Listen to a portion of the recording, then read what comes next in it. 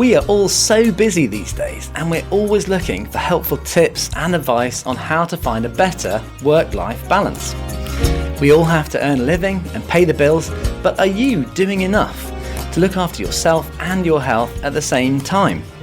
Now, many of us prioritise careers and work, and we're slaving over our computers and mobiles all the time.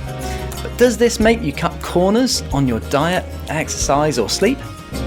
I'm Dr. Ben Sinclair, and welcome to Health versus Wealth with Dr. Ben. Our guests share their life experiences and we discuss their challenges in their health and their wealth. I hope their experiences will help you with your life and health. It is a real pleasure to welcome as my guest this week, Jas Rohel. She's a highly successful CEO who's dedicated her career to helping young people gain greater opportunities and insights into the world of work, and also to bring greater recognition to professionals in the education sector. So Jas, thank you for coming on the show. Hello and welcome. Thank you so much. And you're the founder of the Education Awards. Tell us more. I am. Yeah, so the Education Awards, gosh. So 8 years ago, I came up with this whole concept and idea of setting up the Education Awards. And the Education Awards, they're awards for people who work in education. So that's in schools, colleges, universities, those amazing people that make education great. And that's what these awards are about. And I really wanted to create a platform to be able to recognise those unsung heroes, really, in education. Now, how long has it been going and where do you cover? Gosh, so we've been going for 8 years. And I'm really pleased to say as of last year, we've gone national. So wow. That's like a big tick in the box for me in one of my, when I set one of those goals, and I had it on my little vision board. So I'm so pleased to say it's gone national. And this is all about celebrating people in education. Did you have anyone in your family involved in education? No. So where did this passion come from then? Well, it's really weird because my background's not in education. So, and no one that I know is in education either. So, my dad worked as Jaguar Land Rover. He was a panel beater. He loved what he did and he'd been doing it for many, many years. And then he retired about just before lockdown. And then my mum, she worked for the NHS. She started off actually as an interpreter because she could speak so many different languages. Wow. And again, I just used to kind of watch her go out in the community and work because she became a link worker and she was the link worker. So the link was sort of going out in communities and talking to certain groups of people and letting them know how they can actually go and navigate through the NHS and get the help they needed. And I'd go, wow, that's an amazing job. But yeah, nothing to do with education at all. My background was media. So I wasn't even following in my parents' footsteps there either. So that's all I ever wanted was I want to work on radio. That's me. That's all I want to be is behind that mic. So then how did you get into education? So long and short of it, I got a job in London, started working in media in London, and then I'm going to give you the really fast version of it. Came back to Birmingham, which was always home, born and brought up here. And yeah, so I fell into education. I thought, what am I going to do? Fell in love, obviously, decided to get married, and I thought, I know, I could do a job in education because my husband's a police officer. I was like, well, he's public services. He's going to be working all the hours God sends. So one of us needs to be, if we're going to have a family, need to be around a child. Holidays and this kind of thing. Absolutely. So I thought, I know, I'll teach everything I know in media. Okay. And that's how I fell into it. So I started my qualification at Solihull College and University Centre in Solihull and qualified and luckily got a job while at the college itself. So, yeah. So you studied there and then you got a job and you carried on lecturing Yeah, there. I was one of the lucky ones. Oh, that's awesome. And tell me more about, you wanted to celebrate people in education. And you were worried about people who were maybe getting burned out or leaving education. What was your experience there and what happened with then setting up the awards? So during my journey of being a lecturer at Solihull College and University Centre, there were a lot of amazing people just leaving the profession. And I couldn't quite figure out why.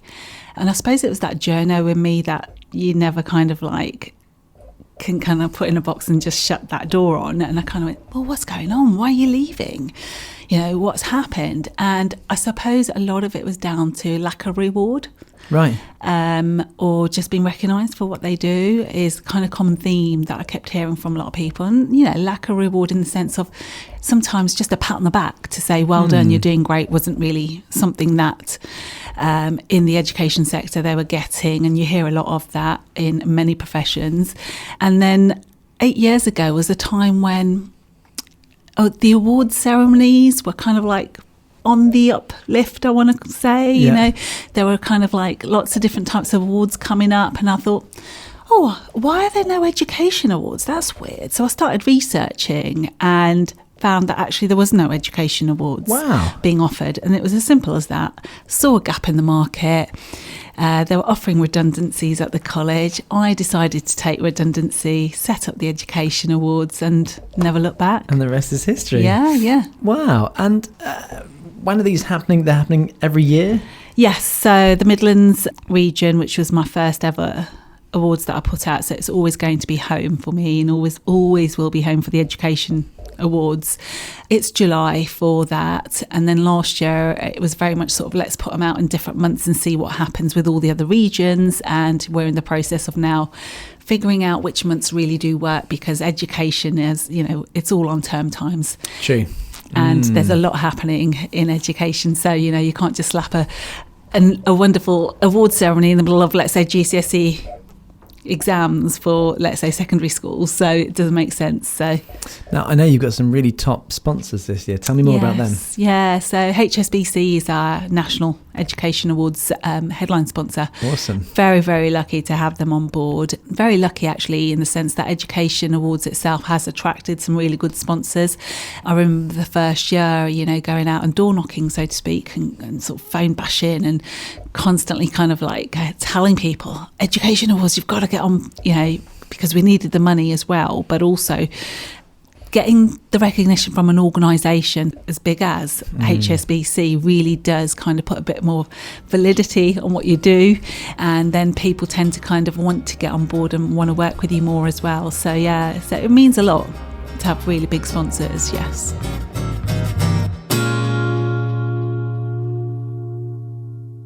A lot of your time is spent supporting young people. And why is it so important for you? Why do you feel that's so important to support the young people? Do you know, I'm extremely passionate about education. I never thought I would be. You know, if anybody said to me many, many years ago that you'd be teaching, I would have told them what to do with 2 words, and apparently I can't swear, so I won't use those 2 words. You take your pick, and what they rearrange them, it's the same outcome. And that was me. You know, my patience is the size of a peanut. So teaching and somebody with no patience, it's not kind of what you do. But when I fell into it, you know, they all say you either love Marmite or you hate it. And I didn't like Marmite, so education was my Marmite. And I fell into it and I kind of went, oh my gosh, this is really good to be able to work with young people, to help them navigate through this very strange world we're in, giving them learning outcomes and making sure that they understand them, but also that what for me the biggest thing is about the application of the curriculum. You know, it's all very well teaching somebody the theory, but if you do not give them anything to apply it to, it just falls at deaf ears. And that's kind of one of the things that I'm really passionate about, is that engagement piece around business and education and making sure they link together. You know, shoot me if you want now, but you know, this is my opinion. I do believe that the education system or the curriculum is not fit for purpose, and I say this a lot. And by that I mean I do not think the curriculum offers everything that this world needs right now. You know, the business's needs are very different. The business environment is different. It's forever evolving. And for us to keep that curriculum evolving, we need engagement from business. You do. And as a parent myself, I totally agree with that. And I've had to help my children to try business things because they're not getting anything like real life from school. Yeah, absolutely. So the more experience that we can offer out to young people, or that's my biggest advice to young people, is go out and get as much experience as you can. and go for everything, because you'd be surprised with what it is that you find that you actually do enjoy doing. You know, you have this thing in your mind about, I'm going to work on radio, for example. This is all I'm going to do. But if you've never tried it, how do you know you're good at it? And, you know, you have people sort of behind a mic and suddenly they freeze up, or they hear their own voice and they're really put off by it, you know.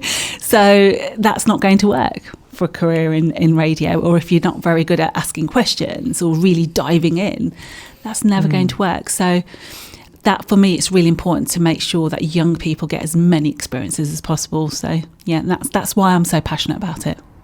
So would you say life today in 2024 is tougher for kids? Do you know, absolutely yes, I would say, in answer to that question. It is, because they have a lot more to deal with. You know, we're talking about knife crime, we're talking about gun crime, violence, you know, social media. I never had any of that when I was growing up. I remember we could go out and play and the front door was open. My parents literally didn't know where we were, and we'd be out having fun. No social media, no, you know, Life 360 tracking devices or anything, you know, that your parents could track you on. And I do, you know, I'm a parent also as well, you know, to a 15-year-old, and it just, the dread and the fear when you hear the stories of what happens, it does put a lot of fear in you, and that's a lot of pressure for youngsters. They're not able to be themselves. You know, there's a lot of pressure on social media.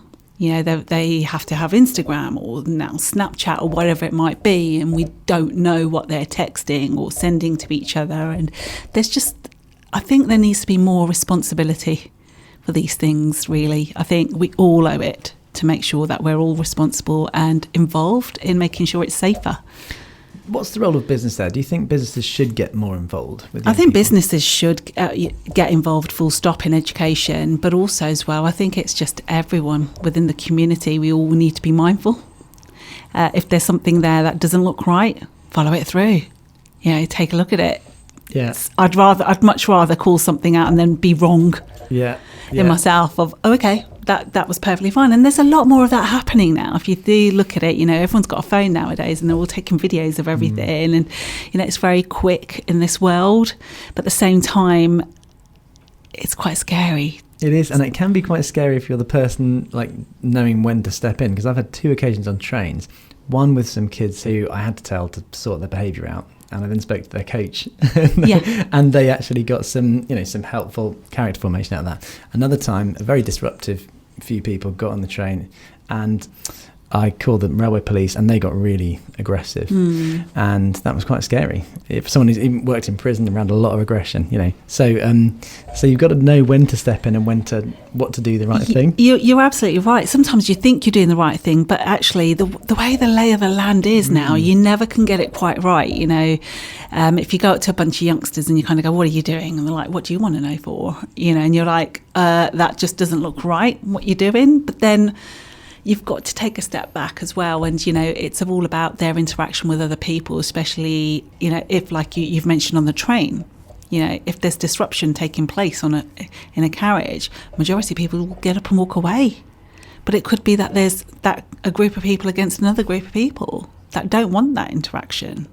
And it may just be banter, but actually there's so many things that trigger people now, especially after lockdown and COVID, that we really do need to be more mindful of what we say and how we say it, because you do see that a lot in youngsters. And youngsters, we don't give enough credit to them. They are still trying to navigate their way through, especially in education, with, you know, trying to get back into this full-time education when they had this opportunity for how many years to be able to do it remotely.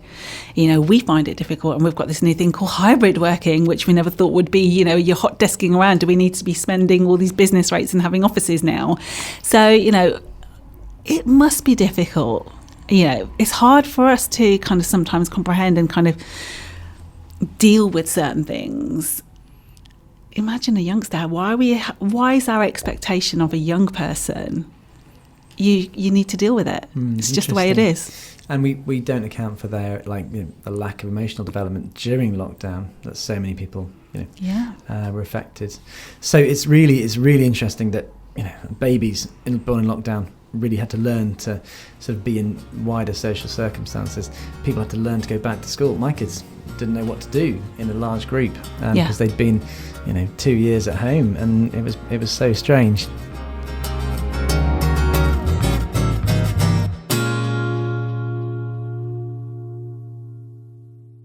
Welcome back to Health versus Wealth with Dr. Ben. My guest today is Jas Rohel. She's the founder of the Education Awards. Now, last year, you took on an exciting, challenging new role as a charity CEO. Can you tell us more about that? Yes, as if I had nothing else, all the spare time. And I was like, yes, let's become the CEO for Another a charity. The opportunity came about last year around October, November time. I actually was a trustee for the charity. So I used to sit on their trustee board making decisions for 4 years. So looking at the governance and looking at how the charity was run and whether we were, in compliance with the Charities Compliance Act and everything else. So there was a lot going on behind the scenes. We had a CEO leaving and who was amazing. Really, really good. And, when you kind of like come across people and you just think, wow, I wonder who will take that position. Those are really big boots to fill. And long and short of it, a lot of discussion was going on about who can we get and what we're going to do. And it carried on for quite a while. So we had a really good team. And so Titan Partnership, the team there, we had amazing people working there. So they're kind of leading themselves. But we were kind of leading them as a board. Okay. So I remember us sitting with the chair and kind of saying, I might just chuck my hat in here and see what happens. And he was like, well, kind of wanted you to think about it. So, it just came about. And, I've kind of chucked my hat in. And come December, I'm there running the charity. Wow. But I'm a co-CEO along with another leader who's a head teacher in a school, Catherine. And it's quite a role. It's really good to job share as well, especially at that level. And I guess that gives you some, some sort of like parry and cut and thrust with your co-chair. Must be quite good. I mean, we've all got skill sets, haven't we? We all are really good at what we do. Now, there's lots of things I don't know, and there's a lot of things that I'm not good at doing. So to have two people on a job share in that sense is actually the best of something really good, I think, there for people to do. So I think, with Catherine, she brings a wealth of experience of running a school, which really means a lot when you're running a charity that works predominantly within the education sector, offering services. So then for me, it was very much about sort of looking at our role as a charity and making sure that actually we are out there branded. And with that brand spanking new charity, kind of, coming out with a new brand and, coming out with our membership launch and looking at what people are saying they want.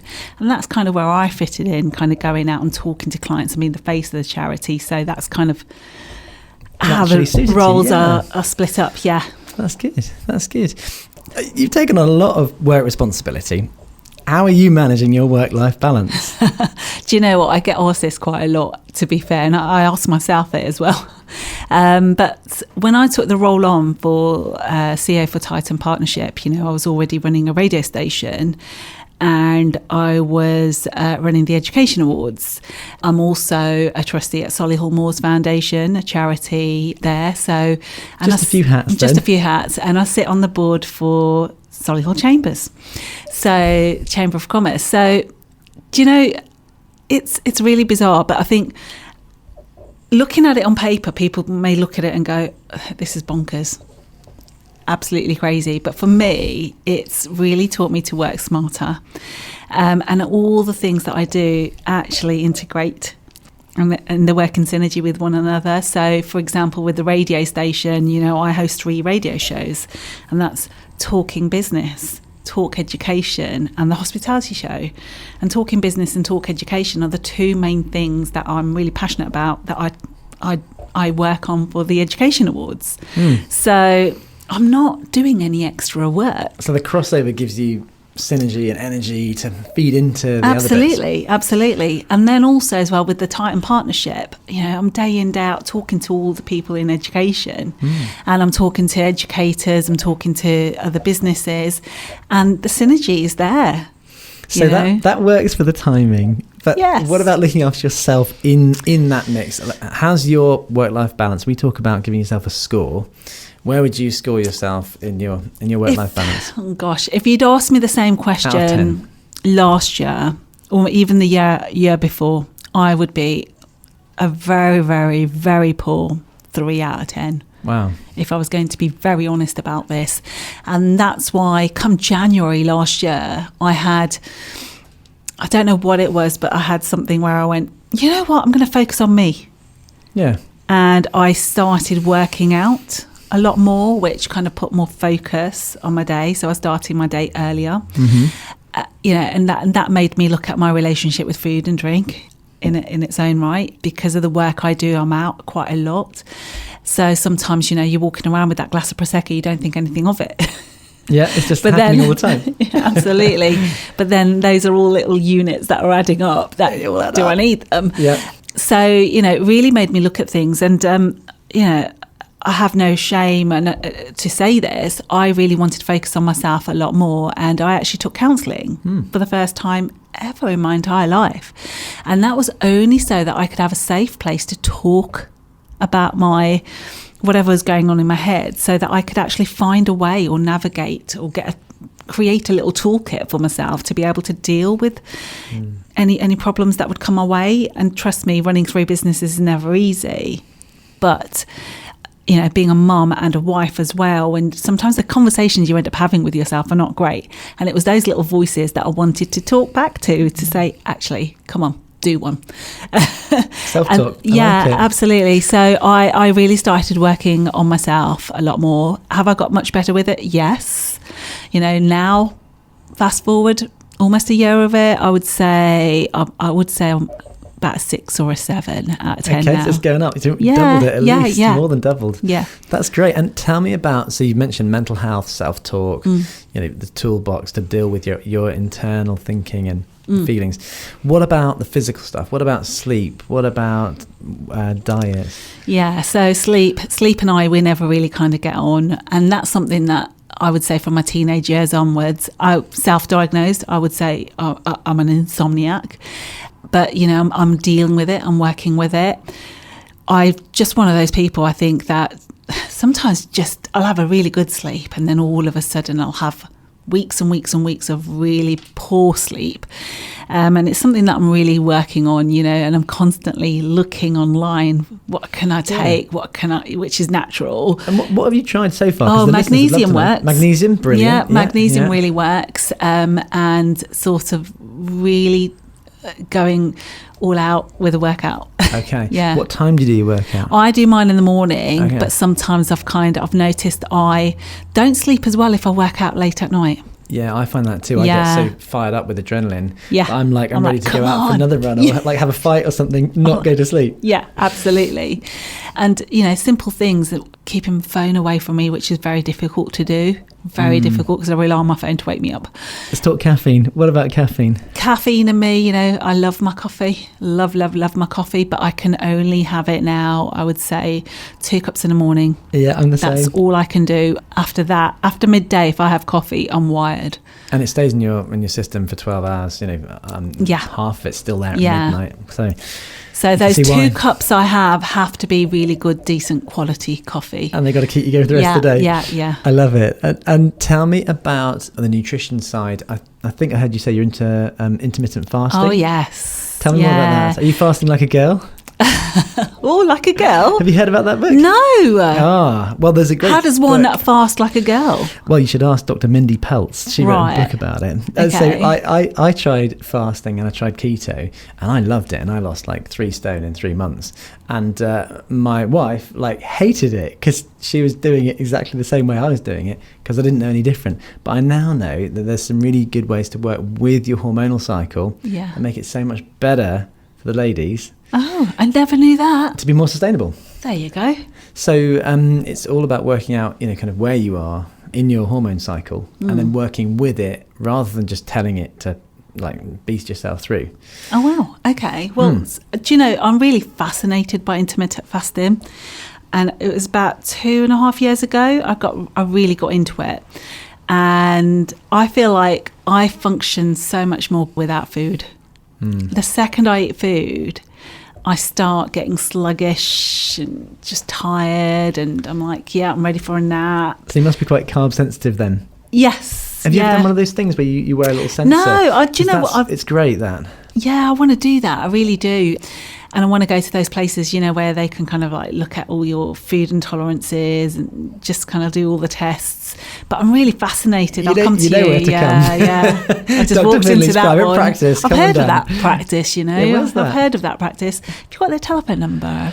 I definitely would remember it if I'd written it down somewhere. No, it's 0121 396 1323. 0121, call a doctor. Exactly, that's right. Because actually, so we built the dream team around all these things, and so we've got a nutritionist to help you with that. Yeah. We've got doctors who are experts in food allergies and all that. I'm passionate about gut microbiome, which can really help your sleep. Oh, brilliant. I'm there. So it might be worth looking at the gut balance, bacteria. When we have an imbalance, we produce the wrong neurochemicals, and that can either keep us awake or low energy. It's fascinating. It really is. The science behind it, it really just I'm always in awe of people who can understand it all and kind of go, yes. In lockdown, I decided, I watched this, I'm a bit of a Churchill nodding dog with a lot of things, I'm a marketeer's dream. And I watched this documentary, and you're going to ask me the name, and I'm going to just say right now, I can't remember names. This is one thing about me, I can never remember names about a lot of things. And I watched this documentary about athletes, about their performance and the type of food they ate, and a lot of them were on plant-based diets. And I thought, okay, do you know what, we're going to do an experiment, because we were that bored in lockdown. I think everybody was, and we all went, 2 weeks as a family, let's do an experiment and give up meat. And we gave up meat, and I loved it, really enjoyed it. I was more alert, I felt lighter. In fact, my husband enjoyed it also as well. It was my son that was just coming out of it a bit wired with I want a steak now. This is beyond a joke. He's craving the protein. You do what you want to do, love. I'm one of those. I can't live without my animal protein. But then I love vegetables as well. And I think it depends on your genetic makeup as well and what you need at the time. Which isn't Absolutely. the same for everybody, but some people go plant-based and they go off the scale energy. Some people just eat meat and go off the scale, So it's you've got to work with what you got, haven't you? Absolutely, and I'm all for sort of the alternate therapies that are out there. I love them. I absolutely never thought I would say this, but those are the ones that I'm after all the time. I go and do oxygen chambers twice a week, active clinics, and then I'm kind of, what else do I do? The cryotherapy, ice. Oh, yeah. Love it. Have you tried red light therapy? No, I haven't tried red light. That's something I really want to do. Come to our London clinic. Okay. So we've just got a super duper red light machine. Yeah. One of our previous podcast guests was the creator of it. It's amazing for sleep, for energy. Oh, really? 20 minutes of that, you feel amazing. Yeah. And I think it's these alternate therapies that kind of go, yeah, you know what, you feel better about it. You're not injecting yourself with anything. You're not popping pills full of chemicals or whatever else. And it does make you feel good. There's so much science in that. When you read about it, you kind of go, why on earth are we not all doing this? And we probably should be. Yeah. That we haven't got time to go any deeper. It's been so lovely talking to you today. I just want to say thank you. My pleasure. Thank you for coming on the show, and have a safe journey home. Thank you for having me here. So that's it for today. I hope my guest and I have helped you meet some of your health versus wealth challenges. Now, to hear more from me, Dr. Ben, why not subscribe on your usual podcast platform? And if you like my advice or you'd like to be a guest on the show, you can email me on podcast@drfinlays.co.uk. Anyway, I hope to see you again, but for now, it's goodbye from me, Dr. Ben.